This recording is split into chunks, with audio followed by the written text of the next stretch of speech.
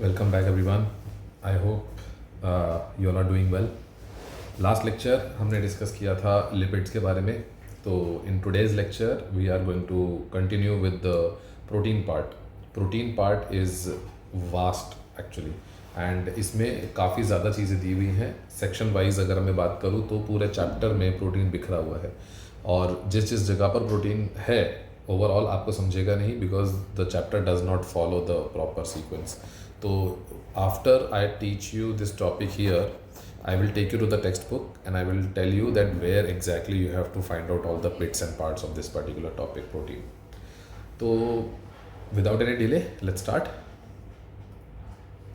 So पहली चीज़ तो ये है कि हमारे पास प्रोटीन ये वर्ड आया कहाँ से, पहले तो ये समझते हैं. ठीक है, तो बच्चों प्रोटीन जो है it is derived from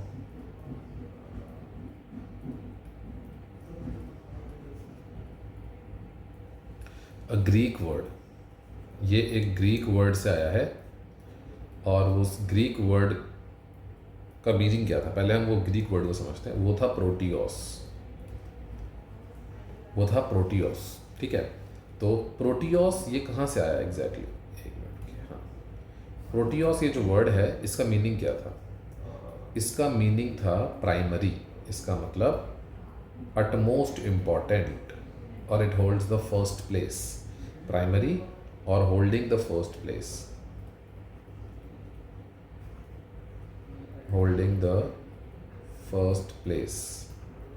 अब इसका मतलब क्या है holding the first place? It means कि हमारे बॉडी में या फिर हमारी लाइफ में सबसे ज़्यादा इम्पॉर्टेंस अगर कोई एक बायोमॉलिक्यूल रखता है तो वो है प्रोटीन. आपने सुना होगा proteins are building blocks of our life. Correct. तो ये बिल्डिंग ब्लॉक्स होते हैं बच्चों. अब बिल्डिंग ब्लॉक्स का मतलब हमारी पूरी बॉडी ही प्रोटीन से बनी है. करेक्ट. तो हमारी बॉडी में हर जगह पर प्रोटीन ही इस्तेमाल हो रहे हैं. तो अगर मैं आपको एक छोटा सा एग्जांपल दूँ, you will be shocked bye knowing the use of protein. हमारी बॉडी में जितने भी सेल हैं, ठीक है, उसका ऑलमोस्ट 50% जो सेल मेम्ब्रेन है वो 50% हमारी प्रोटीन से बनी है.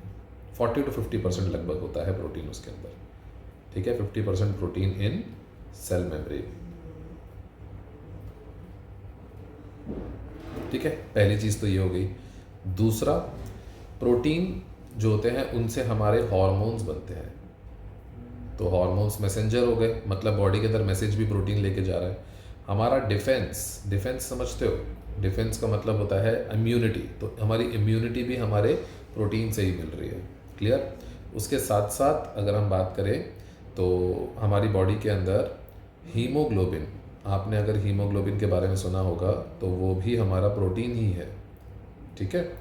हमारी बॉडी में जो मसल होता है उस मसल के अंदर जो कॉन्ट्रैक्टाइल प्रोटीन्स होते हैं, बराबर, तो कॉन्ट्रैक्टाइल प्रोटीन्स जो हैं हमारे वो भी एक्चुअल में इसी का ही पार्ट, ऑब्वियसली नाम में ही समझ में आ रहा होगा आपको. ठीक है. इसके अलावा there is a huge list. अगर मैं बात करने जाऊँ तो बहुत बड़ी लिस्ट है. Hormones, antibodies, haemoglobin, myoglobin, contractile protein, ossein, chondroitin, ऐसे एटसेट्रा एटसेट्रा लगाते हुए बहुत सारी चीज़ें. मतलब ओवरऑल अगर देखा जाए तो हमारी बॉडी में सबसे ज़्यादा अमाउंट में प्रोटीन्स ही होते हैं. समझ में आ रही मेरी बात? ठीक है, ये सब के सब प्रोटीन्स होते हैं. Protein hold the utmost priority in our body. ठीक है, हमारी बॉडी में सबसे ज़्यादा जो इम्पोर्टेंस रखते हैं वो प्रोटीन्स ही रखते हैं. आई होप इतना पार्ट आपको समझ में आ गया होगा. अब ज़रा एक चीज़ जो हम समझेंगे यहाँ पर वो है कि भाई प्रोटीन एग्जैक्टली बनते किस चीज़ से, what are proteins made up of. ठीक है, तो ज़रा उसके बारे में बात कर लेते हैं कि स्ट्रक्चर.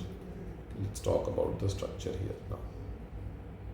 ओके, तो सबसे पहली चीज़, very first thing, again they are also hydrocarbons. ठीक है, ये हाइड्रोकार्बन है. इसके साथ साथ, मतलब हाइड्रोकार्बन बोले तो क्या क्या होगा इसके अंदर, कार्बन होगा, हाइड्रोजन होगा एंड ऑक्सीजन होगा. क्लियर है. Carbon, hydrogen and oxygen will be there. यहाँ पर कोई H2O का कोई रेशियो नहीं ले रहे हम लोग, कुछ नहीं ले रहे ऐसा. ठीक है, तो ओवरऑल अभी हमें क्या समझना है कि कार्बन, हाइड्रोजन, ऑक्सीजन का एक रेशियो है इधर. एंड इसके अलावा इसके अंदर कई कई जगहों पर सल्फर एंड नाइट्रोजन भी देखने मिल जाता है।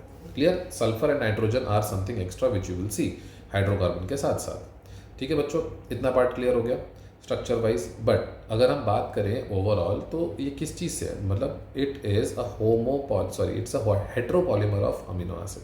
So it is a heteropolymer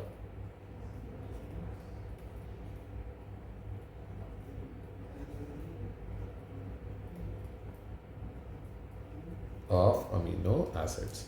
now अब अमीनो एसिड्स का मतलब क्या है एग्जैक्टली अगर हम समझे तो अमीनो एसिड्स क्या होते हैं, तो amino acids are substitutes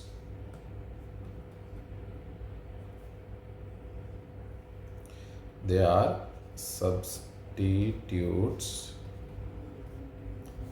of methane. Okay, they are substitutes of methane. What do you mean by that? Substitutes of methane का मतलब क्या है, ज़रा समझने की कोशिश करते हैं। मीथेन बनाते हैं पहले एक, ठीक है, तो ये हमने बना लिया एक मीथेन, एक कार्बन है, उसमें 4 जगहों पर हाइड्रोजन है कुछ इस तरीके से, ठीक है, ये हो गई हमारा मीथेन। अब इस मीथेन में जितने भी हाइड्रोजन हैं उनको हम रिप्लेस करेंगे अलग अलग मॉलिक्यूल से। तो सबसे पहले शुरू करते हैं हमारे इस हाइड्रोजन को, ठीक है। तो यहाँ पर मैंने क्या किया, एक मिनट की तरह इसको थोड़ा सा साइड कर लेते हैं, ठीक है, ये हो गया मीथेन। अब इस कार्बन को हम सब्स्टिट्यूट करेंगे COOH से और इसको सब्स्टिट्यूट करेंगे NH2 से। क्लियर है? ऊपर की तरफ एक हाइड्रोजन वैसे ही रखेंगे और नीचे की तरफ एक R ग्रुप। R ग्रुप क्या है? It is the alkyl group, it is variable. Variable का मतलब क्या होता है कि अगर ये बदलेगा, मतलब इस R की जगह पे कोई और फंक्शनल ग्रुप आ सकता है और वही फंक्शनल ग्रुप डिसाइड करेगा कि वो अमीनो एसिड क्या होगा। अभी आपको ये नहीं समझ रहा होगा, मैं आपको एक एग्जांपल देके समझाऊंगा तो आपको अच्छे से समझ में आ जाएगा कि एग्जैक्टली क्या है। बट इस तरीके से हमारे अमीनो एसिड की डेफिनेशन क्रिएट होती है, क्या कि भाई इधर हमारा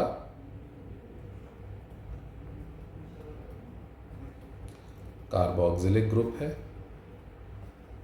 ठीक है, और इधर हमारा अमीनो ग्रुप है, ठीक है। तो ये 2 चीज़ें हो गई, ये हो गया अमीनो ग्रुप और ये हो गया कार्बोक्सिलिक ग्रुप, ठीक है। अब इतना तो आपको समझ में आ ही गया होगा कि कैसे हमने अमीनो ग्रुप और कार्बोक्सिलिक ग्रुप यूज़ किया। अब समझने की ये कोशिश करेंगे कि भाई ये एक्चुअल में है क्या चीज़, मतलब इसको ना हम लोग अगर केमिकली बोला जाए तो ये जो बीच वाला कार्बन है इसको अल्फा कार्बन बोलते हैं, और उसी कार्बन के ऊपर, जिस कार्बन के ऊपर ये दोनों चीज़ें एडेड हैं, इस कार्बन को हम अल्फा कार्बन बोल रहे हैं, और इसी कार्बन की वजह से हम इस पूरे पर्टिकुलर मॉलिक्यूल को अल्फा अमीनो एसिड भी कहते हैं, ठीक है। तो इतना पार्ट आपको समझ में आया होगा कि अल्फा अमीनो एसिड क्या चीज़ होती है, ठीक है जी। चलिए, अब इतना हमें समझ में आ गया। एक और चीज़ होती है कि अगर मैं एक अमीनो एसिड को ध्यान से देखूं तो भाई यहाँ तो हो गया COOH और यहाँ हो गया NH2, ठीक है, ऊपर की तरफ एक H ग्रुप और नीचे की तरफ एक R ग्रुप। क्लियर है? अगर इधर से हाइड्रोजन डोनेट हो जाए तो यहाँ पर क्या रह जाएगा, यहाँ पर रह जाएगा एक नेगेटिव चार्ज, और अगर यहाँ पर कल को हाइड्रोजन एक्सेप्ट हो जाए तो यहाँ पर क्या आ जाएगा, पॉजिटिव चार्ज। बट ऐसा बहुत रेयरली होता है कि दोनों साइड पर इक्वल चार्जेस आ जाए। मतलब क्या, समझने की कोशिश करेंगे। तो इसका मतलब ये है कि इसको तो हम वैसे ही रखते हैं, लेकिन कहने का मेरा मतलब है कि either you will find an amino acid in this situation,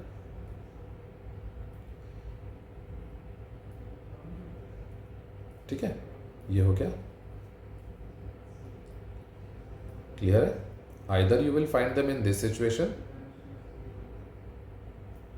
clear, और you will find them in this situation.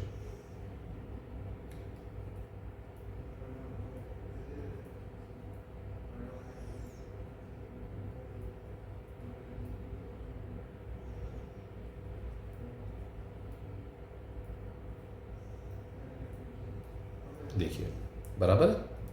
तो और you will find them in this situation. Clear है। बट ऐसी सिचुएशन बहुत रेयरली आती है जहाँ पर दोनों साइड्स पर कोई ना कोई चार्ज आ जाए। मतलब अगर हमारे अमीनो एसिड ने यहाँ से हाइड्रोजन डोनेट किया, क्लियर, तब तो वो ऐसा हो जाएगा, मतलब उस पर नेगेटिव चार्ज आ जाएगा। और अगर उसने कभी कभी हाइड्रोजन एक्सेप्ट कर लिया तो उसके ऊपर इस तरीके का स्ट्रक्चर बनेगा जिस पर पॉजिटिव चार्ज आ जाएगा। लेकिन अगर वो एक साइड से हाइड्रोजन डोनेट कर दे और एक तरफ से हाइड्रोजन एक्सेप्ट कर ले तो दोनों चार्जेस एक साथ दिखेंगे। ऐसा दिखाने, मतलब इस तरीके का स्ट्रक्चर दिखाने वाला जो पर्टिकुलर मॉलिक्यूल होता है उसे हम कहते हैं ज्विटर आयन। ठीक है, ऐसे मॉलिक्यूल को हम लोग क्या कहते हैं? Zwitter ion. ओके, तो ये हो गया हमारा पॉजिटिव, ठीक है, जिसको हम लोग क्या बोलते हैं? कैटायन। ओके, एंड ये क्या हो जाएगा? नेगेटिव, जिसको हम लोग क्या कहते हैं?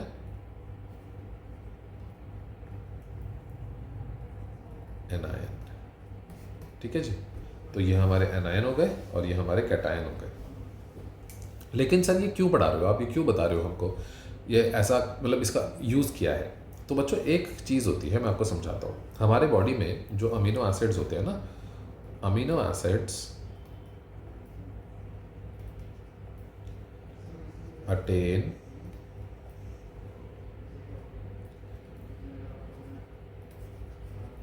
Different charges. Okay, amino acids attain different charges at different pH. Okay, इसका मतलब क्या है? इसका मतलब है कि अगर मान लीजिए कि मैंने एक ऐसे टैंक बनाया है पानी का, ठीक है, पानी का टैंक बनाया है और उस पानी के टैंक में मैंने ना ऐसे बॉर्डर्स बनाए यूं करके, इस तरीके से। ओके, तो अब क्या किया है मैंने, उन बॉर्डर्स के ना नीचे वाली साइड पे, मतलब नीचे वाली साइड पर मैंने कुछ केमिकल्स डाले हैं जो उस पानी के पीएच को चेंज करते हैं। मतलब ये कि यहाँ पर मेरा जो पीएच है वो 7 होगा, इधर 1 होगा और इधर 14 होगा। इसका मतलब कि इस तरफ हाईली एसिडिक होगा पीएच और इधर हाईली बेसिक होगा पीएच। क्लियर है? अब मैंने क्या किया, मेरा एक अमीनो एसिड लिया, there is one amino acid, जो मैंने यहाँ से उसकी रेस लगानी शुरू की, ठीक है, और वो क्या कर रहा है, वो यहाँ से मूव कर रहा है towards the basic amino acid. मतलब from the acidic environment it is moving to the basic environment. मतलब the pH, if you talk about the pH is increasing gradually, yes और नो? ऐसा पीएच ग्रेडियंट बना दिया मैंने, correct है? इसको मैं बोल रहा हूँ पीएच ग्रेडियंट। अब ये पीएच ग्रेडियंट बनने की वजह से क्या हो रहा है, मॉलिक्यूल जो हमारा ये अमीनो एसिड है, ये जो अमीनो एसिड है, ये मॉलिक्यूल हमारे 1 पॉइंट से 14th पॉइंट तक जा रहा है। अब जब ये मूव कर रहा है ना, तब इसके ऊपर ना चार्जेस डिफरेंट होंगे। मतलब अब वो अमीनो एसिड पर डिपेंड करता है कि वो कौन से चार्जेस को कैरी करेगा। क्लियर? हम यहाँ पर डिसाइड, हम कोई भी डिसीजन पास नहीं कर रहे हैं कि भाई ये अमीनो एसिड पहले नेगेटिव चार्ज ले लेगा, फिर ये 0 चार्ज ले लेगा, फिर ये पॉजिटिव में कन्वर्ट हो जाएगा। करेक्ट है? मैं अभी यहाँ पे कुछ नहीं बता रहा, वो अपने अमीनो एसिड के हिसाब से होता है कि कौन सा अमीनो एसिड का किस चार्ज को कैरी करेगा। मतलब मान लीजिए कि कोई भी एक अमीनो एसिड है, वो हमारे एसिडिक पीएच पे मैंने रख दिया और वहाँ से मैं उसको उस पानी में डुबो दिया और उसको बोट की तरह उसको लेके जा रहा है। मतलब जैसे स्विमिंग करते हैं ना, वैसे वो स्विम करते करते उस फ्लूइड में से आगे जा रहा है। अब पता है क्या होगा, पहले उसके ऊपर ना एक चार्ज आएगा, मान लीजिए मैं नेगेटिव चार्ज आया। जैसे जैसे वो हाई पीएच की तरफ जाएगा ना, वो अपना एक पर्टिकुलर चार्ज बदलेगा, ठीक है, वो अपना चार्ज बदलेगा और वो चार्ज बदलने के बाद वो जब वो आगे बढ़ेगा, मतलब वो जैसे जैसे मूव कर रहा है, वो एक मोमेंट पे ऐसे आएगा कि वो अपना पुराना चार्ज छोड़ेगा और नया चार्ज पकड़ेगा। ध्यान से देखना, एक पुराना चार्ज छोड़ रहा है और नया चार्ज पकड़ रहा है। जब ऐसा होगा उस समय पर वहाँ पर नेट चार्ज होगा 0, मतलब उसके ऊपर दोनों चार्जेस होंगे।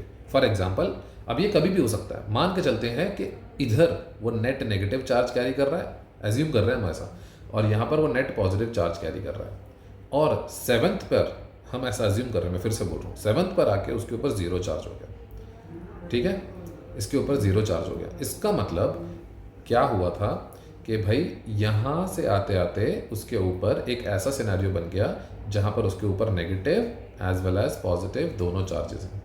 समझ में आ गई मेरी बात? तो ये और ये और ये एंड ये, ठीक है। तो इतना पार्ट क्लियर हो गया। तो अब इस तरीके से ऐसा हुआ क्योंकि हमारे पास net negative and net positive charge आ गए हमारे पास, ठीक है। इस वजह से क्या सीन होता है हमारा, इस वजह से सिनेरियो ये बनता है कि ये जो चार्ज है इसे हम ज्यूटर आयन का फॉर्म दे देते हैं कि भाई ये ज्यूटर आयन बन गया, इसके ऊपर ना तो कंप्लीट नेगेटिव है ना ही कंप्लीट पॉजिटिव है, तो नेट चार्ज क्या हो गया यहाँ पर 0, ठीक है। नेट चार्ज क्या हो गया यहाँ पर 0। अब ऐसे पीएच को जिस किसी पीएच वैल्यू पर जैसे मान लीजिए मेरी पीएच वैल्यू यहाँ पे क्या थी 7 पीएच पर जब मैं मेरे अमीनो एसिड को लेके गया तब वहाँ पर जो चार्ज आया वो चार्ज यहाँ पे क्या था n था ना, हाँ, तब वो चार्ज क्या बन गया, वो चार्ज बन गया हमारा 0। तो 7th पीएच को हम एक नाम दे देंगे, हम इसको कहेंगे आइसो इलेक्ट्रिक पॉइंट। क्या कहेंगे इसको हम? आइसो इलेक्ट्रिक पॉइंट, ठीक है। मुझे पता है कि आप में से कईयों को नहीं समझा होगा ये चीज़, तो आप एक बार दोबारा से रिवाइंड करिए, इसको फिर से सुनिए और फिर एक बार आपको जब आप थोड़ा सा मतलब अमीनो एसिड का स्ट्रक्चर देख करके जब आप वापस से इसको सुनने की कोशिश करेंगे तो आपको समझेगा। और अगर फिर भी नहीं समझा तो मेरे पास आइए, मैं समझा दूंगा आपको इन पर्सन बैठा के, ठीक है। आइसो इलेक्ट्रिक पॉइंट इसको नाम देते हैं हम लोग, ठीक है। Iso electric point. Iso electric point क्या होता है? आइसो इलेक्ट्रिक पॉइंट वो पीएच वैल्यू होती है जिस पीएच पे अमीनो एसिड को एक्सपोज करने से, जिस पीएच पर अमीनो एसिड को एक्सपोज करने से उसके ऊपर नेट चार्ज 0 हो जाए, उस पर्टिकुलर चार्ज को हम कहते हैं, उस पर्टिकुलर पीएच को हम कहते हैं आइसो इलेक्ट्रिक पॉइंट। ये आपको यहाँ पर समझना है, ठीक है। और इसको अगर हम आगे ले जाए तो इसका बस इतना ही रोल था और कुछ नहीं था। ज्यूटर आयन आपको पता होना चाहिए क्या होता है, आइसो इलेक्ट्रिक पॉइंट क्या होता है वो पता होना चाहिए, ठीक है। अब एक बार ये चीज़ समझ में आ गई तो अब हम आगे बढ़ते हैं और समझने की कोशिश करते हैं कि भाई हमारा अमीनो एसिड के टाइप्स कितने होते हैं। तो अमीनो एसिड के टाइप्स को समझने की कोशिश करेंगे अब, ठीक है। अमीनो एसिड्स, अब अमीनो एसिड को ना on the basis of their need in the diet, उनको हमने 2 पर्टिकुलर कैटेगरीज में डिवाइड किया है। एक है असेंशियल और दूसरा है नॉन असेंशियल, ठीक है। तो एक है असेंशियल अमीनो एसिड, दूसरा है नॉन असेंशियल अमीनो एसिड। अब असेंशियल और नॉन असेंशियल को क्यों हमने डिवाइड किया 2 कैटेगरी में? तो असेंशियल वो होते हैं they are needed in diet, ठीक है। तो ये डाइट में ज़रूरी होते हैं, ठीक है। ये चीज़ समझ में आ गई। And they are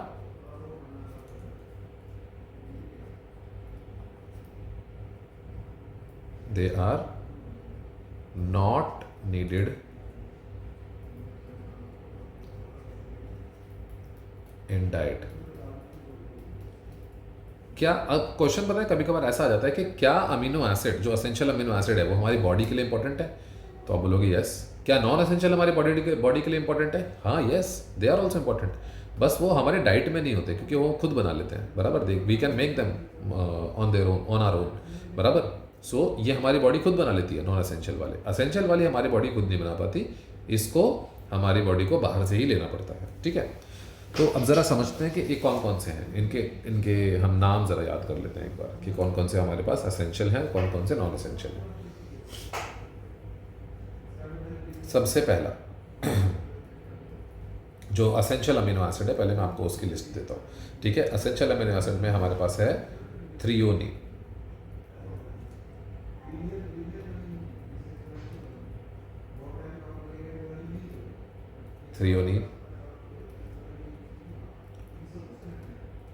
valine,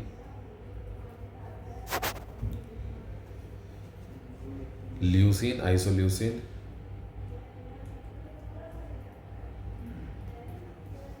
leucine,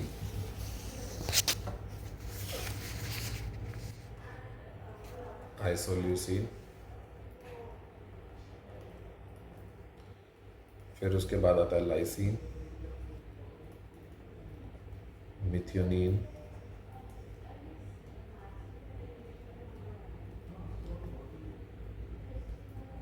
phenyl alanine,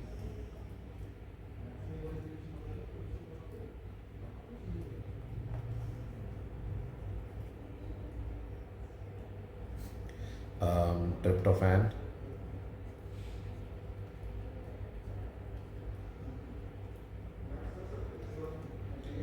arginine,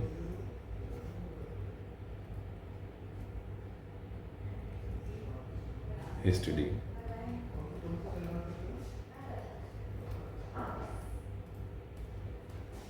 ठीक है, तो ये हो गया। अब हम बात करेंगे नॉन एसेंशियल के बारे में। नॉन एसेंशियल इनके ना नाम आपको याद रखने पड़ेंगे। ठीक है, तो नॉन एसेंशियल में हमारे पास हैं glycine, alanine, serine, glycine, alanine, serine, फिर आते हैं हमारे पास cysteine aspartic acid,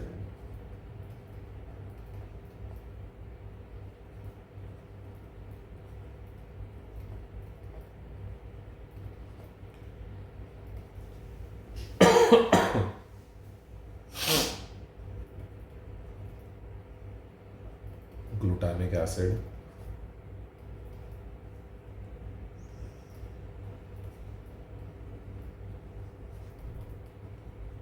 asparagine, tyrosine, proline,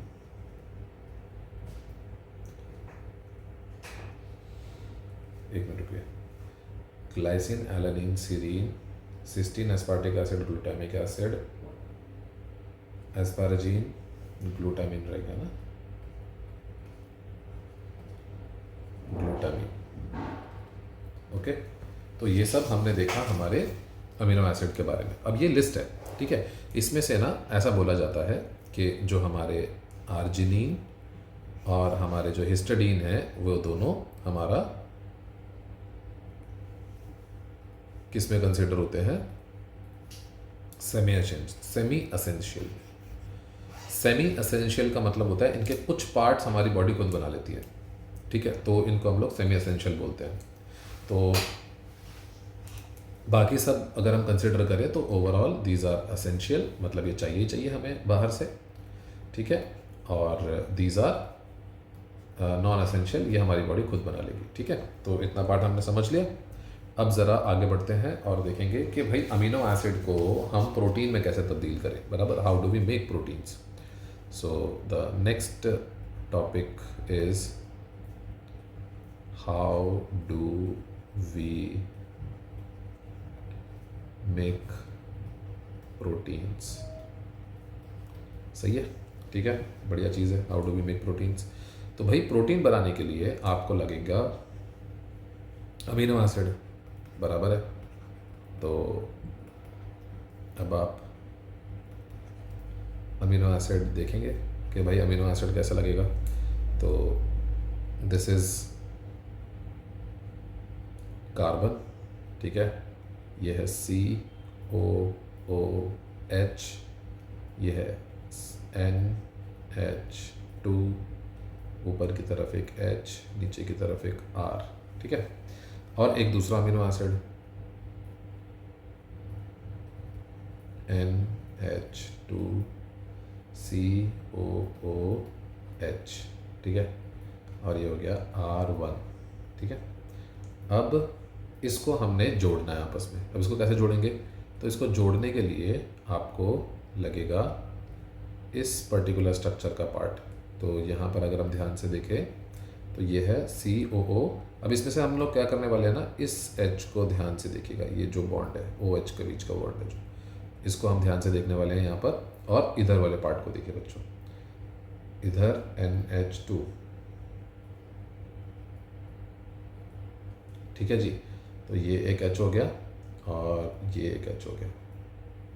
okay, तो this is what we know so far. अब हम करने क्या वाले हैं, इनके बीच में ना एक बॉन्ड बनेगा, और वो बॉन्ड कुछ इस तरीके से होता है कि इधर का ये OH पूरा और इधर का एक H, ठीक है, ये दोनों निकाल लिए जाते हैं यहाँ से। क्लियर, ये हो गया। अब इन दोनों के बीच में जो बॉन्ड बन रहा था, यहाँ से हमारा, एक मिनट रुकिए, मैं आपको एक जादू दिखाता हूँ ना। सी आ गया, स्ट्रक्चर आ गया, देखा। तो अब यहाँ पर अगर आप देखते हैं, ये जो बॉन्ड बना है ना, इस बॉन्ड को हम कहते हैं पेप्टाइड बॉन्ड।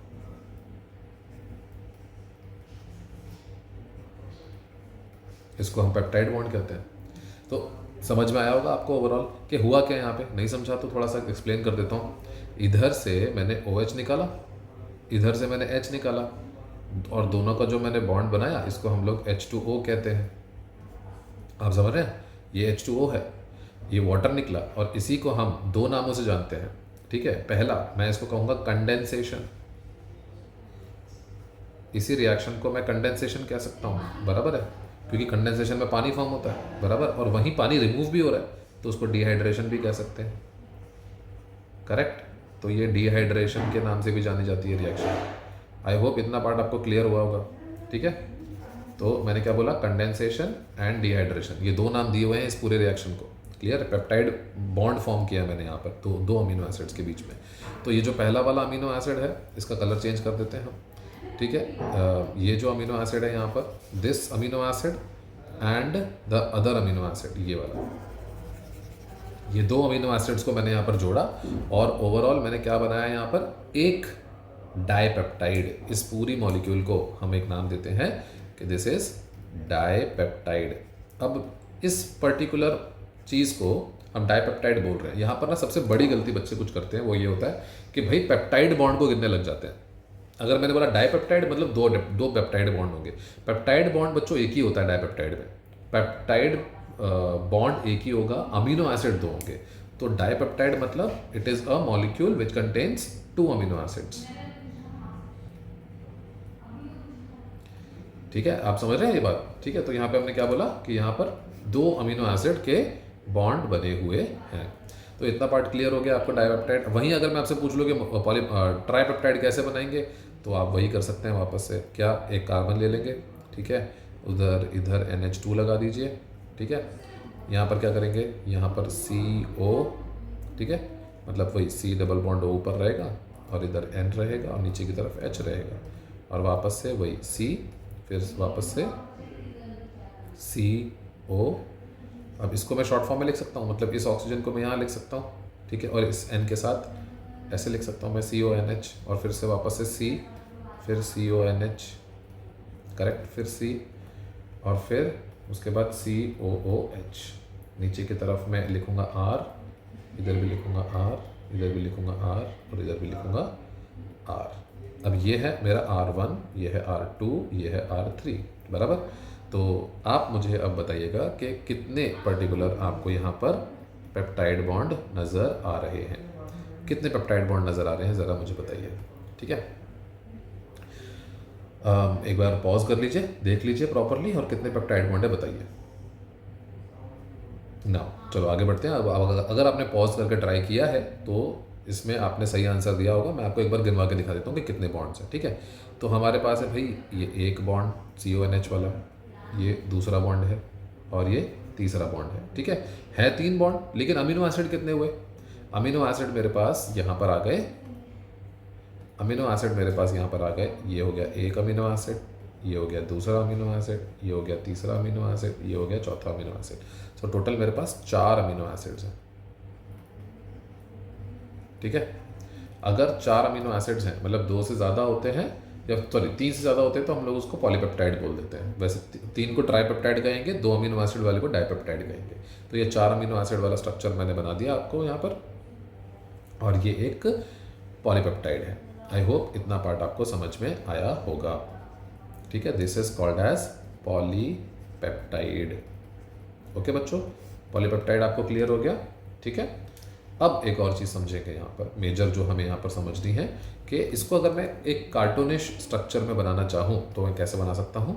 कार्टूनिश स्ट्रक्चर में कुछ ये ऐसा दिखेगा, ये देखिए, ये है, ये हो गया 1, ये हो गया 2, ये हो गया 3, ये हो गया 4, ये हो गया 5, इस तरीके से, ठीक है। तो ये 5 अमीनो एसिड, मतलब ये जो मैंने बीच में बनाया ना, दिस इज अमीनो एसिड 1, यहाँ पे जो बनाया दिस इज अमीनो एसिड 2, ठीक है। यहाँ पर जो बनाया दिस इज अमीनो एसिड 3, यहाँ पर जो बनाया अमीनो एसिड 4, अमीनो एसिड 5, ठीक है।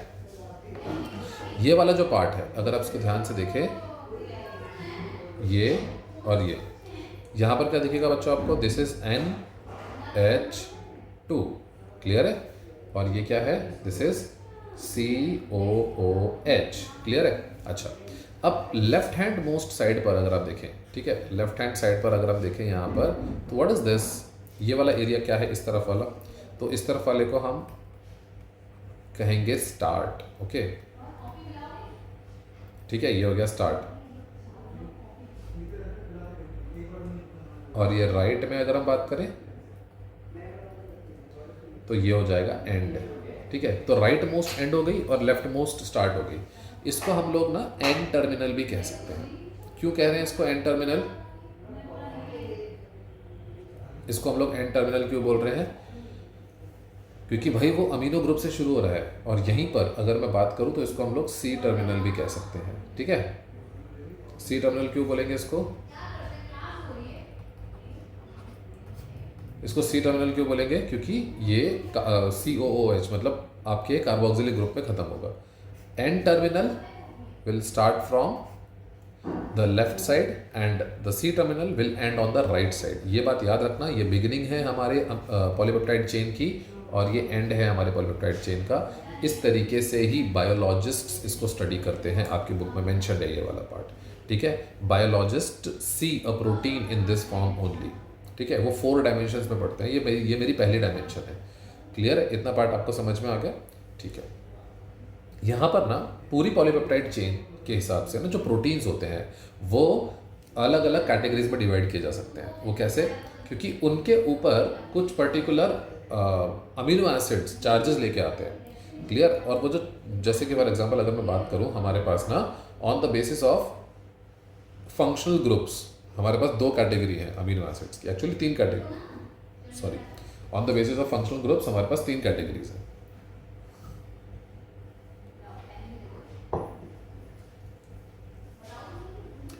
ठीक है, तो अगर हम बात करें ऑन द बेसिस ऑफ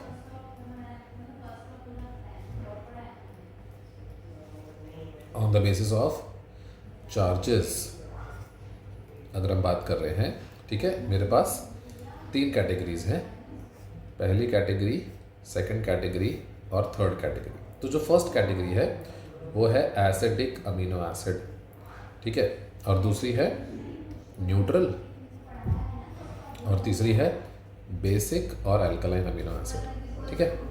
अब ज़रा समझते हैं कि भाई एसिडिक अमीनो एसिड क्या होते हैं। एसिडिक अमीनो एसिड का मतलब उनके पास ना 2 कार्बोक्सिलिक ग्रुप होंगे, ठीक है। तो अगर 2 कार्बोक्सिलिक ग्रुप्स अगर हैं उनके पास,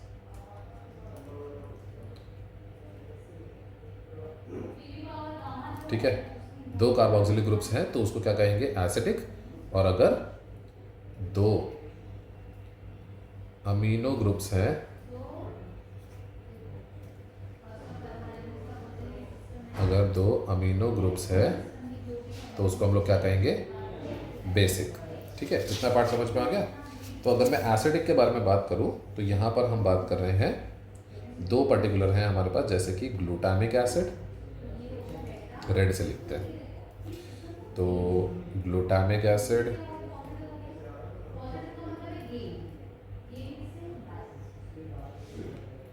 ठीक है, तो ये हो गया ग्लूटामिक एसिड। एंड इसके अलावा हमारे पास और क्या है,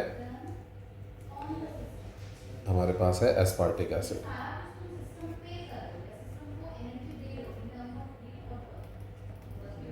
ठीक है। तो अब सिनेरियो क्या है ज़रा देखते हैं। हमारे पास है कार्बन,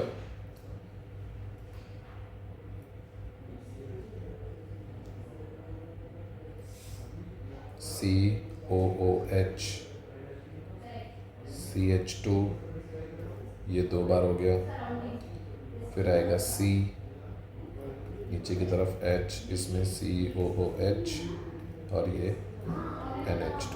तो अब आप देखेंगे ना, अगर इसके कार्बोक्सिलिक ग्रुप्स के ऊपर चार्जेस अगर कैरी हुए तो वो इसके ऊपर भी चार्जेस कैरी होंगे और इसके ऊपर भी चार्जेस कैरी होंगे, तो नेट चार्ज इनके ऊपर क्या हो जाएगा, नेगेटिव, बराबर है।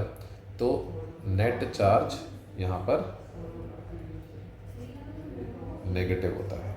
समझ रहे हैं मेरी बात को मैं क्या बोल रहा हूँ। तो अब क्योंकि इसके पास नेट चार्ज नेगेटिव है तो हम इसको एसिडिक अमीनो एसिड में काउंट कर लेते हैं, ठीक है। वहीं अगर मैं बात करूँ 2 कार्बोक्सिलिक ग्रुप्स और 2 अमीनो ग्रुप्स अगर मैं देखूँ यहाँ पर, अब ये 2 ही हैं हमारे पास, इसके अलावा और कोई नहीं है। अब यहाँ पर अगर मैं बात करूँ तो मेरे पास बेसिक अमीनो मतलब बेसिक अमीनो एसिड्स भी हैं, और बेसिक अमीनो एसिड्स जो हैं हमारे पास दे आर, सबसे अगर मैं पहले बात करूँ तो हमारे पास आते हैं लाइसीन,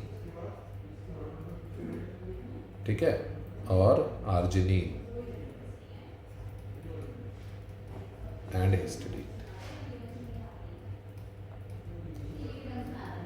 ठीक है। ये हिस्टोन ग्रुप्स में भी होते हैं, अगर आपने पढ़ लिया होगा, वैसे तो नहीं पढ़ा होगा अभी फिलहाल, अभी तो आपका पहला ही चल रहा है, ठीक है। आप पढ़ेंगे फ्यूचर में, मॉलिक्यूलर बेसिस में पढ़ेंगे हिस्टोन ग्रुप्स क्या होते हैं, ठीक है, हिस्टोन प्रोटीन्स। तो यहाँ पर मैं लाइसिन का स्ट्रक्चर आपको बताता हूँ कि लाइसिन का स्ट्रक्चर में किस तरीके से आपके 2 अमीनो ग्रुप्स होते हैं, ठीक है। ये है भाई carbon, so this is alpha carbon, जिसके ऊपर C, नीचे की तरफ एक H, इधर COOH, यहाँ पर NH2 और ऊपर की तरफ CH2 2 बार और फिर एक बार CH2 एंड फिर से NH2। तो अगर चार्जेस कैरी हुए सबके ऊपर तो इसके ऊपर 2 बार प्लस आ जाएगा, करेक्ट है। तो नेट चार्ज क्या हो जाएगा इसके ऊपर, तो इसका नेट का चार्ज हो जाएगा, net charge will be positive.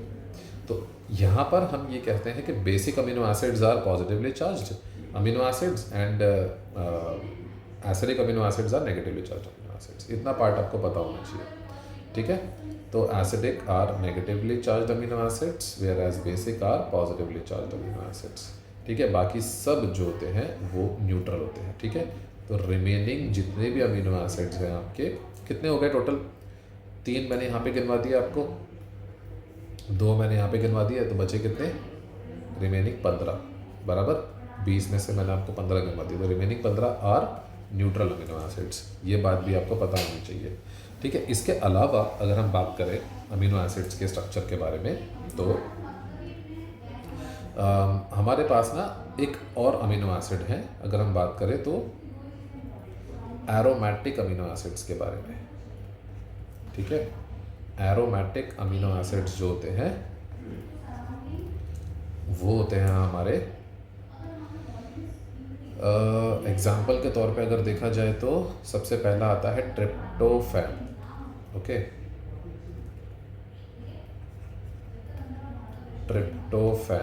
Tryptophan एक अमीनो एसिड है। फिनाइल एलानीन एक अमीनो एसिड है, और टायरोसिन एक अमीनो एसिड है, टायरोसिन एक अमीनो एसिड, ठीक है। तो ट्रिप्टोफैन ये 2 जगहों पे आपको दिखेगा, this will be found in auxin, ठीक है, इवन मेलाटोनिन हार्मोन बनाने के लिए और आपको ट्रिप्टोफैन अमीनो एसिड की ज़रूरत पड़ती है, ठीक है। ये पढ़ेंगे आप आगे, ठीक है। फिनाइल एलानीन के बारे में बात करूँ तो फिनाइल एलानीन से टायरोसिन बनता है, ठीक है। तो टायरोसिन एक तरीके का नॉन एसेंशियल अमीनो एसिड हो गया। टायरोसिन से आपका थायराइड हार्मोन बनता है, ये बात याद रखिएगा आप। ठीक है. So you need to remember that these particular amino acids are important from the like nature point of view. इसमें मेलानिन पिगमेंट भी बन रहा है आपका. मेलानिन पिगमेंट जो आपकी स्किन में होता है ना, वो भी इसी से बनता है. ये बात याद रखिए. ठीक है. तो ओवरऑल हमें पता चल गया. एंड टायरोसिन से आपका एड्रेनालिन हार्मोन भी बन रहा है. एड्रेनालिन एंड नॉर एड्रेनालिन, ये सब आपको आगे फ्यूचर में ज़रूरत पड़ेगी. फ्यूचर में मतलब नीट में ही ज़रूरत पड़ेगी, बट आप फ्यूचर चैप्टर में इनकी इंपॉर्टेंस को ज़्यादा समझ पाएंगे. अभी फ़िलहाल मैं आपको बता के रख रहा हूँ. अगर अभी याद हो गया तो अच्छी बात है. Nor adrenaline. ठीक है. तो इतना पार्ट हमें ओवरऑल समझ में आ गया कि कैसे हम एरोमेटिक अमीनो एसिड्स को समझते हैं. मैंने आपको क्या बताया, इससे टायरोसिन अमीनो एसिड बन रहा है. ठीक है, याद रखिएगा. फिनाइल एलानिन की टॉक्सिसिटी से, अगर फिनाइल एलानिन आपकी बॉडी में इकट्ठा हो जाए बहुत लंबे समय तक, तो उसकी वजह से आपको एक बीमारी भी होती है. अगर आपको पता है तो बहुत अच्छी बात है. अगर नहीं पता है तो मैं आपको बता दूं कि एक जेनेटिक बीमारी होती है इसकी वजह से. इसको हम कहते हैं फिनाइल कीटोनूरिया.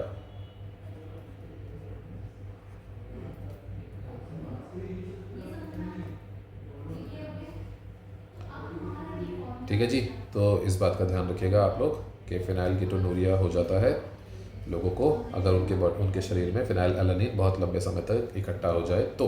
ठीक है. क्या होता है ये आप पढ़ेंगे प्रिंसिपल्स ऑफ इनहेरिटेंस चैप्टर में 12th स्टैंडर्ड के. ठीक है. तो क्या होता है वो आपको समझा दिया जाएगा, डोंट वरी. अब एक इम्पॉर्टेंट फैक्ट जो मैं आपको यहाँ बता दूँ कि आपके जो अमीनो एसिड्स हैं उनका स्ट्रक्चर काफ़ी इंपॉर्टेंट है, जो आपकी बुक में दिया हुआ है. मेजर 3 अमीनो एसिड्स हैं जिनका स्ट्रक्चर आपकी बुक में दिया हुआ है. मैं आपको बता दूँ, आपकी टेक्स्ट बुक मेरे सामने खुली हुई है. हमारे पास है ग्लाइसिन. ग्लाइसिन मिलो, कहाँ गए तुम ग्लाइसिन. हाँ जी. तो ग्लाइसिन का स्ट्रक्चर आपकी बुक में दिया है, एलानिन का स्ट्रक्चर आपकी बुक में दिया है, और सेरीन का स्ट्रक्चर आपकी बुक में दिया है.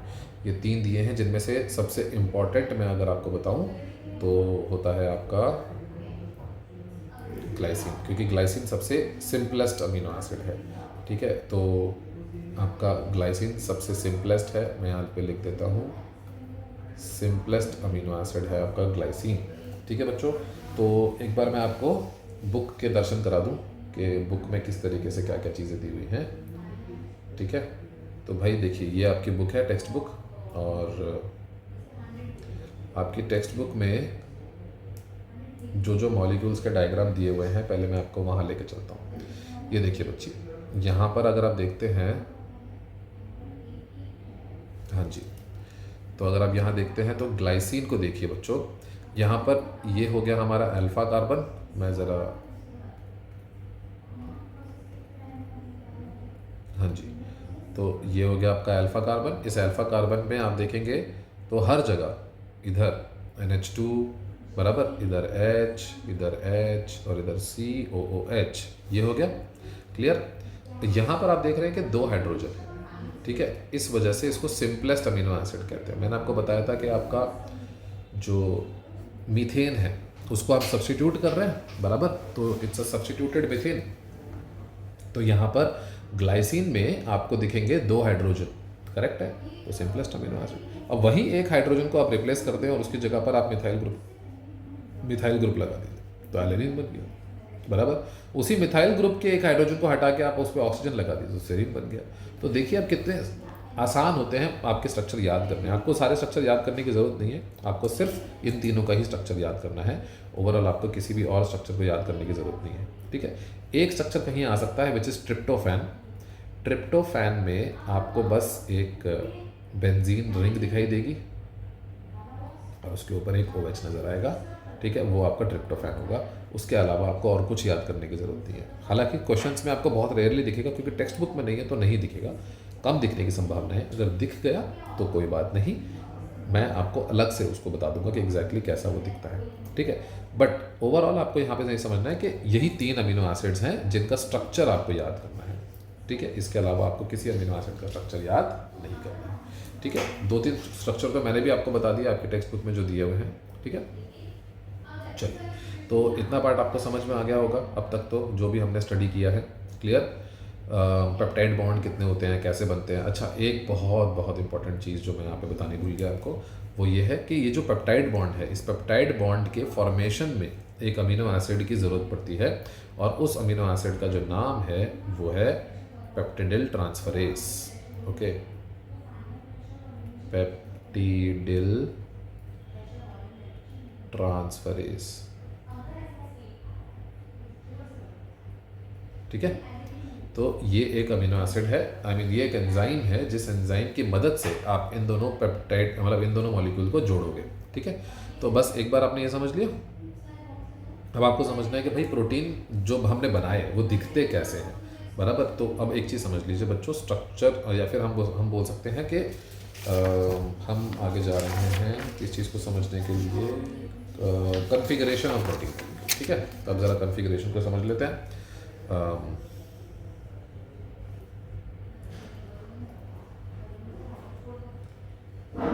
हाँ जी, तो कॉन्फ़िगरेशन ऑफ प्रोटीन्स, ठीक है जी। तो अब कॉन्फ़िगरेशन ऑफ प्रोटीन्स देख रहे हैं कैसे होता है भाई कॉन्फ़िगरेशन ऑफ प्रोटीन। पहली चीज़ प्राइमरी स्ट्रक्चर, ठीक है जी। तो बायोलॉजिस्ट्स हमारे प्रोटीन्स को प्राइमरी स्ट्रक्चर के तौर पे पढ़ते हैं। प्राइमरी स्ट्रक्चर क्या भाई, कि भाई यहाँ पर इस तरीके से एक पेप्टाइड चेन है, बस और कुछ नहीं। पेप्टाइड चेन को थोड़ा सा और सुंदर बना देते हैं, बराबर।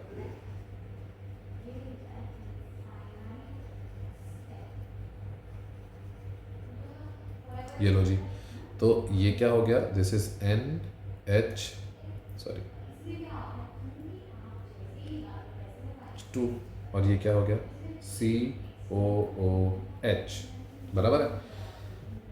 यहाँ पर क्या है, this is amino acid 1, this is amino acid 2, this is amino acid 3, this is amino acid 4, amino acid 5, amino acid 6। समझ रहे बात? ये है अमीनो एसिड की चेन, और उसमें बनेंगे पेप्टाइड बॉन्ड, बराबर। और इधर N terminal, this is C terminal. Clear, खत्म हो गया, यही प्राइमरी स्ट्रक्चर है। लेकिन अगर मैं इसी के अंदर थोड़ा सा बदलाव कर दूं, बदलाव क्या करना है मुझे, क्योंकि नेचर में कभी भी कोई भी चीज़ ऐसे सिंपलेस्ट फॉर्म में कभी भी एग्जिस्ट नहीं करती है। मैं इसी पेप्टाइड चेन को लेकर एक सीरीज में अरेंज करता हूँ। फॉर एग्जांपल मान लीजिए कि मैंने इसको इस तरीके से अरेंज कर दिया,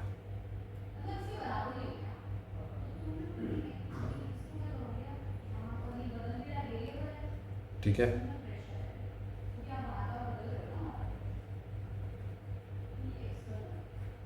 आप कुछ समझ पा रहे हैं, मतलब मैं कोशिश तो कर रहा हूँ मेरी पूरी इसको बनाने की। यहाँ पर ये जो चीज़ मैंने बनाई है ना, ये एक्चुअल में मैं कुछ इस तरीके से बनाने की कोशिश कर रहा हूँ। इसको क्या बोलते हैं सर? बच्चों, इसको कहते हैं अल्फा हेलिक्स। ओके, ये हेलाइसिस बने हैं, मतलब ऐसे गोल गोल गोल गोल स्प्रिंग के फॉर्म में बन गया है। तो ये स्प्रिंग के फॉर्म में बनने की, अभी स्प्रिंग के फॉर्म में ही क्यों रहेगा, क्योंकि इनके बीच में ना इस तरीके से ऐसे डाइसल्फाइड बॉन्ड्स बन गए हैं। बच्चों समझ रहे हैं मेरी बात को, मैं क्या बोल रहा हूँ? ये जो डाइसल्फाइड बॉन्ड्स है ना, ये मेजरली सिस्टीन नाम के जो अमीनो एसिड है उनके बीच में होता है। मतलब जहाँ कहीं भी पूरी पेप्टाइड चेन में जो सिस्टीन होगा, वो एक मान लीजिए ये सिस्टीन है, ठीक है, और यहाँ पर मान लीजिए ये सिस्टीन है, तो इन दोनों के बीच में ऐसे डाइसल्फाइड बॉन्ड्स बन जाएंगे, ठीक है। तो इस तरीके से ये पर्टिकुलर मॉलिक्यूल तैयार हो जाता है। So this is what the helix is actually, ठीक है। सो अब हमने क्या समझा यहाँ पर, ओवरऑल यहाँ पर हमने समझा है कि अल्फा हेलिक्स और या फिर अल्फा हेलाइसिस बेसिकली जो है हमारा, यहाँ पर हमने एक पूरा हेलिकल फॉर्म तैयार कर दिया है। अब ये ऐसा ही रहेगा, ये टूटेगा नहीं, ये ऐसा ही रहने वाला है। ऐसे स्ट्रक्चर को हम सेकेंडरी स्ट्रक्चर बोलने लग गए। कुछ समझ रहे मेरी बात? मतलब प्राइमरी को ही हमने चेंज कर दिया और उसको सेकेंडरी नाम दे दिया, ठीक है। So this is now called as secondary structure, ठीक है। ये हो गया सेकेंडरी स्ट्रक्चर। अब सेकेंडरी स्ट्रक्चर का ये एक टाइप है बच्चों, this is one particular type. इसमें एक सेकेंड टाइप भी आता है जहां पर हम हमारे इन हेलाइसिस को, फॉर एग्जांपल ये चेन है हमारी, इस तरीके से थोड़ा सा ना इसको प्रॉपर बनाने की कोशिश करते हैं इस बार, ठीक है। ये इस तरीके से ये चेन बन गई हमारी, क्लियर है। अब मैं क्या कर रहा हूँ, इसी चेन को मैं कॉपी पेस्ट कर रहा हूँ। इसको मैंने कर दिया कॉपी, इसको मैंने कर दिया यहाँ पे पेस्ट, ठीक है। अब कॉपी एंड ये हो गया पेस्ट, ठीक है। अब यहाँ पर फिर से मैंने क्या किया, इसको कॉपी और यहाँ पे कर दिया मैंने इसको पेस्ट।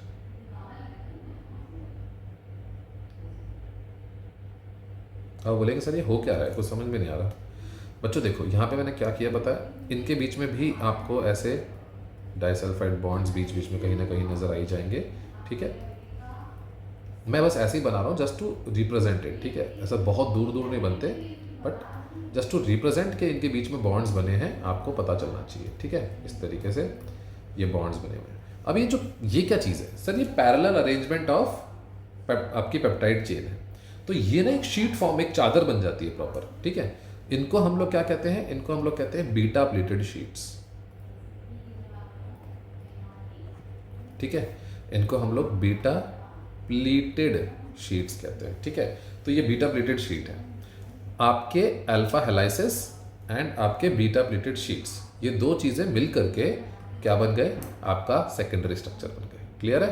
तो this is your secondary structure, this is your secondary structure and this was your primary structure. Clear है। प्राइमरी एंड सेकेंडरी में कोई डिफिकल्टी नहीं।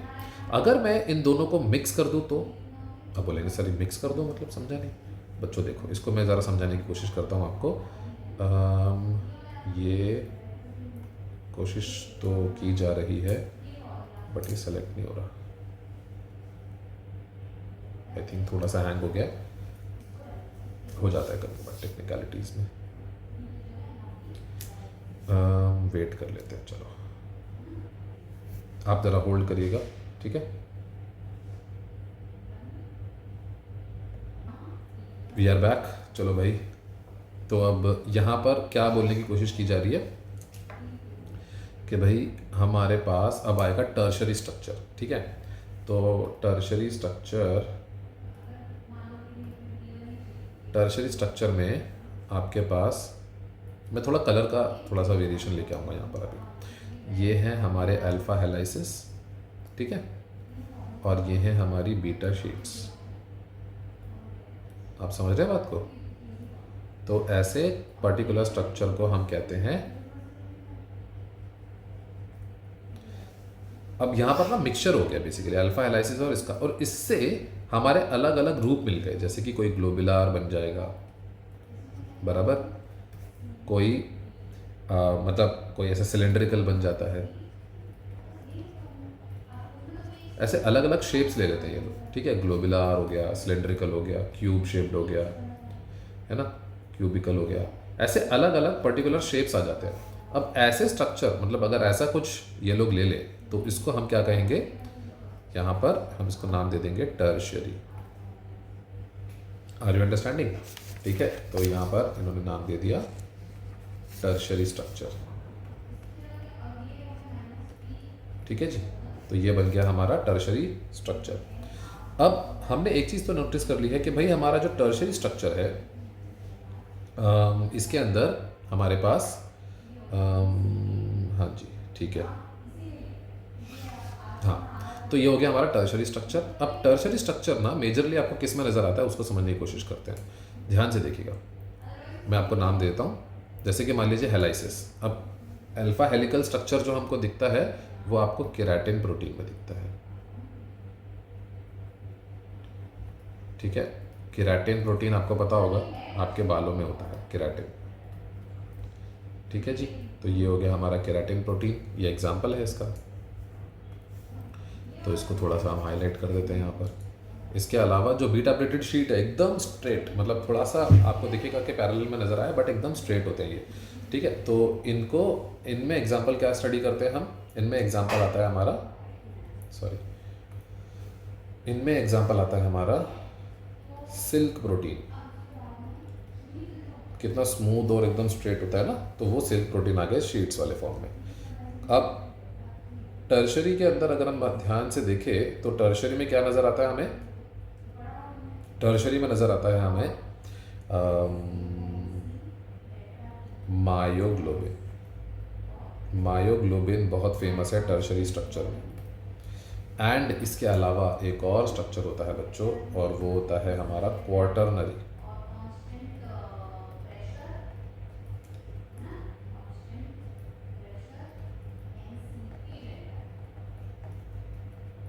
ठीक है, तो ये चीज़ देख ली हमने, क्वार्टरनरी स्ट्रक्चर। क्वार्टरनरी स्ट्रक्चर में ना आप देखेंगे कि बहुत सारे ऐसे मॉलिक्यूल जो मैंने ऊपर बनाए थे, मैं ज़रा इसको एक बार ये ले लेता हूँ, कॉपी कर लेता हूँ। ठीक है जी,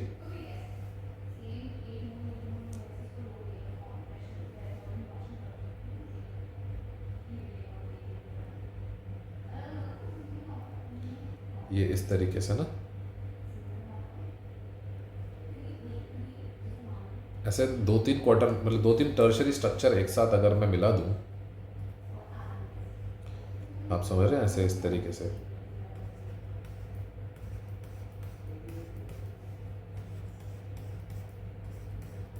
समझ रहे हैं? तो ये जो स्ट्रक्चर होगा इसमें ना नाम भी दिए हुए हैं, जैसे कि इसको हम लोग कहते हैं अल्फा चेन। ठीक है, ये हो गई हमारी अल्फा चेन और ये हो गए हमारे बीटा चेन। ओके, तो यहाँ पर इस तरीके से अल्फा 1 बीटा 1 अल्फा 2 बीटा 2 इस तरीके से ये स्ट्रक्चर बना होता है।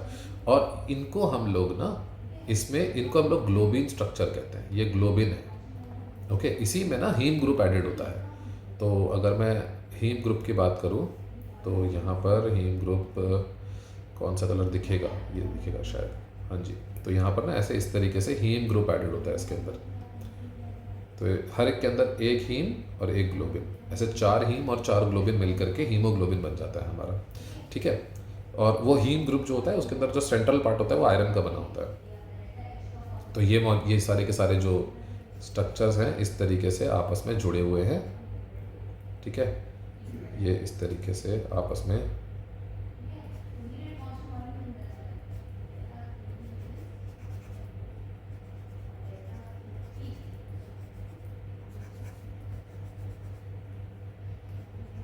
ओके।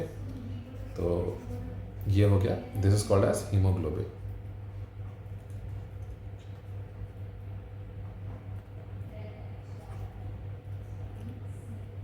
ठीक है जी, तो ये हो गया हीमोग्लोबिन। अब हीमोग्लोबिन के अंदर आपको इतना पता चल गया होगा कि भाई दिस इज हीम ग्रुप,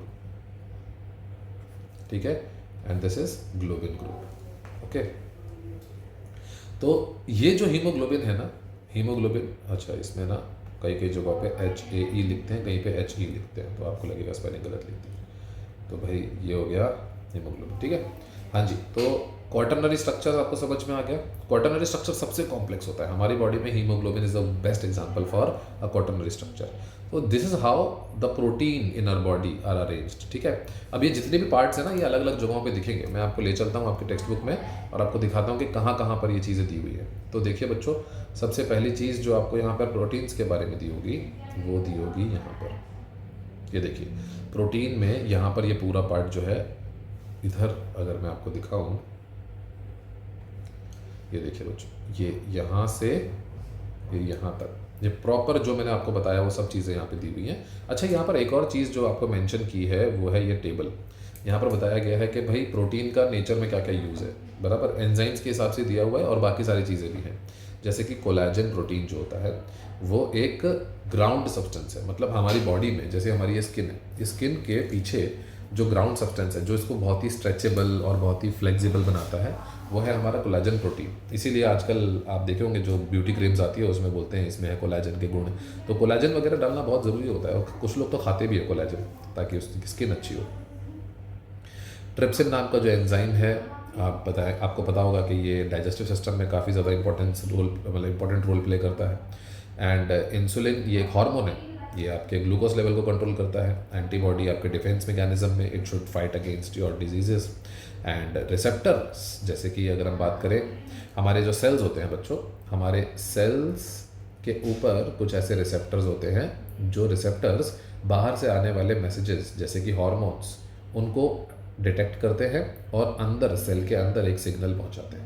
तो ये रिसेप्टर्स सेल के बाहर बैठे हैं और ये बने किस चीज़ से हैं? ये प्रोटीन से बने हैं। मैंने आपको बताया भी था थोड़ी देर पहले कि आपकी जो सेल मेम्ब्रेन है उसका 50% हिस्सा प्रोटीन है और ये हमारी सेल मेम्ब्रेन में एम्बेडेड होते हैं, मतलब ये भी प्रोटीन से ही बने होंगे। तो ये जो रिसेप्टर्स है ये हमारी स्मेल, टेस्ट और बाकी सारे हार्मोन्स को डिटेक्ट कर रहे हैं। उसके अलावा GLUT4 नाम का एक रिसेप्टर है, ये जो मैंने अभी आपको इंसुलिन बताया ना, यही इंसुलिन जाके इसी GLUT4 के साथ इंटरेक्ट करवाता है और ये ग्लूकोज को सेल के अंदर एंट्री दिलवाता है।